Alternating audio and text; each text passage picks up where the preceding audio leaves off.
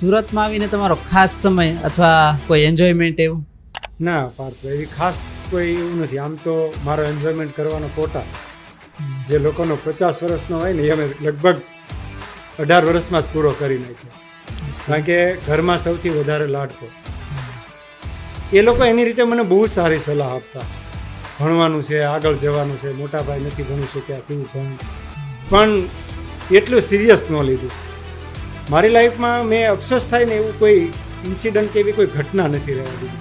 પણ એક બસ આ જ એક વસ્તુ રહી ગઈ કે મેં સિરિયસ કેમ ન લીધું.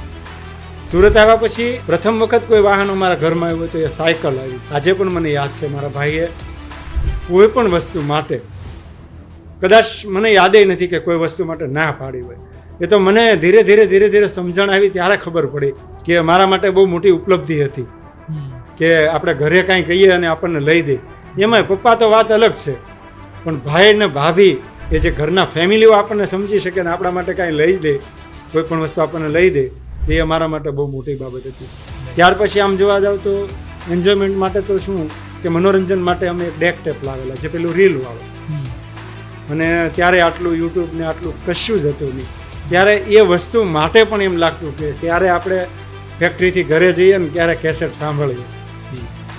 એટલે બસ આ બે વસ્તુ હતી જે મેં તમારી સાથે શેર કરી.